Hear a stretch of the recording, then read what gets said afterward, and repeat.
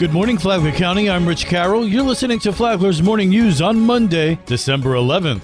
The Intracoastal Waterway is not as well known around the country, and this brings the attention to it. On Saturday night, Palm Coast achieved a historic milestone as the Holiday Boat Parade, with an impressive count of over 150 decorated boats, secured its place as the largest in the nation. The parade, now in its 40th year, was held in honor of the late Al Cryer, a longtime parade champion and major community activist. Palm Coast Mayor David Alfin. Al Cryer, we've spoken quite a bit about Al and his family, but he certainly has energized this whole experience.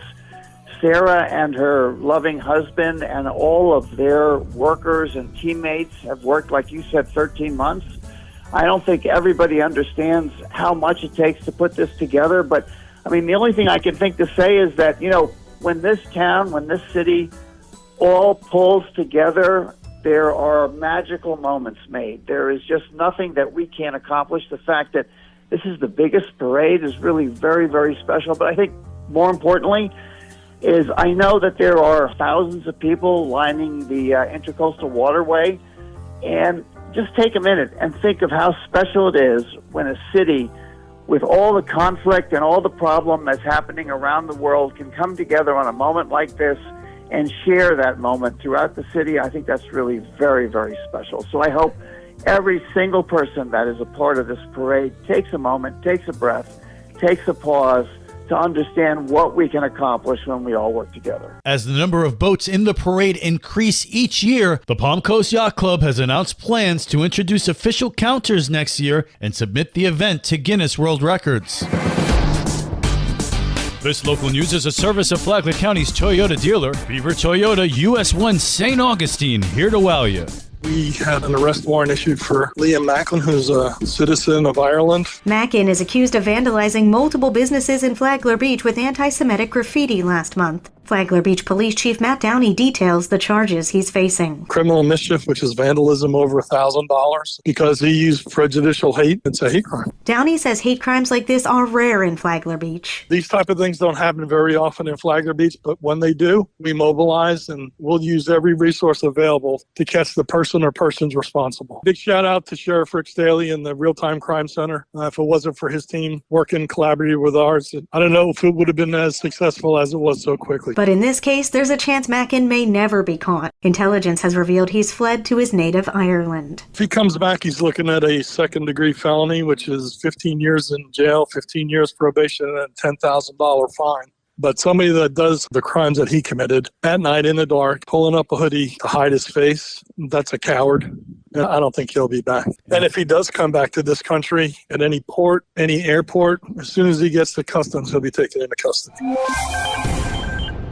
In the new year, the Flagler County Free Clinic will bring back dental care. Terry Boletto, executive director of the clinic, tells WNZF they did dental work pre-COVID and recently obtained new funding. During COVID, I wrote some grants, and so we were able to replace one of our rooms, totally new. We just got a second grant, and we'll be replacing our other dental rooms. Thirdly, I also asked for money to hire a dentist part-time. So in January, we'll start with our part-time dentist that we will pay through our grant, and then we have 4 volunteer dentists. Boletto explains who qualifies for free dental services. There's an income qualifier, and you can come into our office Monday through Thursday between 10 a.m. and 2 p.m. and register. And when we put the numbers into the computer, then we will know if you qualify. But most people qualify. If you're making under $40,000 to $35,000 a year, chances are great you're going to qualify. Walk-ins are not accepted, but same-week appointments are usually available. The Flagler County Free Clinic is located at 703 East Moody Boulevard in Bunnell, just across the street from the post office. From the WNZF Newsroom, I'm Amy Cherry. The road has not been an easy one for our election supervisor. Flagler County Supervisor of Elections Katie Lenhart said on a recent episode of Lifeline that when she came into the office, things in the elections office were tough. It's been a little bit of an uphill battle in some aspects, but really it's been a great experience to have that restorative effect for the public. Because now the public really, I think, appreciates having good elections and having them run with integrity. Lenhart said that even now, some 7 years later, she continues to maintain that integrity because she said the political climate is getting more and more divided. Lifeline is on WNZF on Saturday mornings at 9, and it's on the Flagler radio app. Tomorrow, so many elections. From the WNZF newsroom, I'm Deb Albertson. And now you're up to date on Flagler's Morning News. I'm Rich Carroll. And now, Mike Licio with your WNZF local sports update. Flagler County hits the ground running this week with a loaded Monday schedule. Rich Carroll and I will be at the Ship tonight when the Matanzas Pirate Boys take on Father Lopez. That game will be an online exclusive on the Flagler Radio YouTube channel and a WNZF Facebook page. The Pirates are off to a slow start, but Matanzas coach Henry Robinson says there's a lot of season ahead of them. I think we'll be all right come January, February. We'll be right in the thick of things. We should be competing for district championship. Tip-off is at 7:30. Before that, I'll be in Orlando this morning when FPC girls basketball alum Brianna Ellis and her New Orleans Privateers basketball team takes on UCF. Hear my interview with Brianna on Saturday's Rich and Mike Sports Show, 7:30 a.m., right here on WNZF. The Matanzas girls fell to Father Lopez 43-30 Friday. They're at Pine Ridge tonight. The Pine Ridge boys are at FPC tonight. The Bulldogs have a couple of close losses this year. Coach Mike Talley says it's part of the growing process. When you got really close losses, guys still panic. Never been in that situation.